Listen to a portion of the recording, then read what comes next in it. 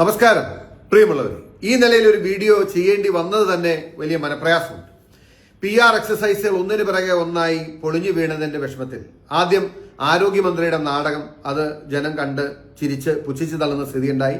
തൊട്ടു പിന്നാലെ വയനാട്ടിൽ ടി സിദ്ദിഖ് MLA പ്രസംഗിക്കുമ്പോൾ കൂവി തോപ്പിക്കാൻ ശ്രമിക്കുന്ന CPM നമ്മൾ കണ്ടു. പക്ഷേ ഈ കഴിഞ്ഞ 2 ദിവസമായി ഇപ്പോൾ ഒരു പുതിയൊരു നറേറ്റീവുമായി അവർ വന്നിട്ടുണ്ട്. മുഖ്യമന്ത്രിയുടെ CMDRFിലേക്ക് ദുരിതാശ്വാസ നിധിയിലേക്ക് കോൺഗ്രസ് MLAമാരോ നേതാക്കന്മാരോ ഒന്നും ഒരു സംഭാവനയും ചെയ്തില്ല. ഞങ്ങൾ തന്നെയാണ് വയനാട് കെട്ടിപ്പൊക്കിയത് എന്ന് പറയുന്നതിനും അല്ലെങ്കിൽ എന്ന ധ്വനി കൊടുക്കുന്നതിനും വേണ്ടിയിട്ടാണിത്.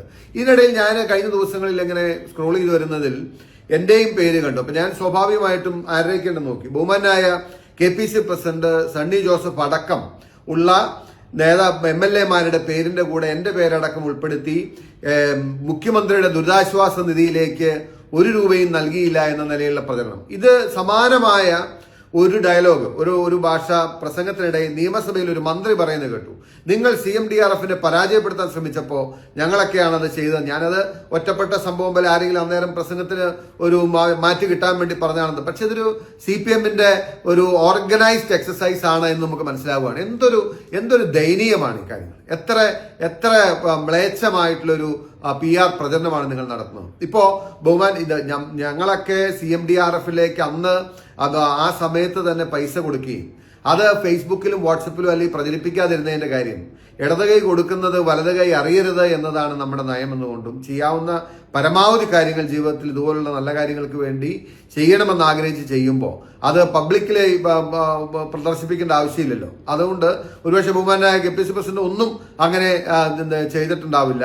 പക്ഷെ ഇപ്പോ ഈ നിലയിലുള്ള ഒരു പ്രചരണം നടക്കുമ്പോൾ കാരണം കുറച്ചാളുകളിൽ വിചാരിക്കുമല്ലോ, ഇത് വായിക്കുന്ന കുറച്ചാളുകൾ നമ്മളാരും ഇനിയിപ്പോ ഇവർക്ക് മറുപടി പറയാൻ ഞങ്ങൾക്ക് എല്ലാവർക്കും കൂടി ഞങ്ങൾ കൊടുത്തു എന്ന് പറഞ്ഞു നടക്കാൻ കഴിയില്ല. അതൊരു അല്പത്തരമാണ്. പക്ഷേ കുറെ ആളുകളിൽ ധരിക്കില്ലേ ഇവരൊന്നും ചിലപ്പോൾ കൊടുത്തിട്ടുണ്ടാവില്ല, മനുഷ്യത്വം ഇല്ലാത്ത ആളാണ് എന്ന്. ഞാനിപ്പോ ബഹുമാനായ KPC പ്രസിഡന്റോട് സംസാരിച്ചപ്പോൾ അദ്ദേഹത്തിന്റെ ഓഫീസ് എനിക്കൊരു സാധനം അയച്ചു തന്നു. എനിക്കും സമാനമായ അപ്രീസിയേഷൻ അല്ലെങ്കിൽ താങ്ക്സ് ലെറ്റർ കിട്ടിയിരുന്നു. ഞാനത് എങ്ങും ഇടാൻ ശ്രമിക്കാത്തതുകൊണ്ട് ഞാൻ പെട്ടെന്ന് നോക്കിയിട്ട് കിട്ടിയിട്ടില്ല. പക്ഷെ ട്രാൻസ്ഫർ ചെയ്തതിന്റെ രേഖ ഞാനിപ്പോൾ എന്റെ ഓഫീസിൽ നിന്ന് എടുപ്പിച്ചു. ആ സമയത്ത് തന്നെ ഞങ്ങൾ എല്ലാവരും ആ പണം CMDRFന് നൽകിയിരുന്നു. കാരണം ബഹുമാനായ പ്രതിപക്ഷ നേതാവ് പൊതുവായി പറഞ്ഞൊരു കാര്യമാണ്, ഞങ്ങളെല്ലാവരും സഹകരിക്കുമെന്ന്. അതിന്റെ അടിസ്ഥാനത്തിൽ എല്ലാ MLAമാരും തന്നെ അതിന് പങ്കാളികളായിട്ടുണ്ട്. എന്നിട്ട് ഇതുപോലെ ഹീനമായ പ്രചരണം ഇതൊരു അല്പത്തരമാണ്.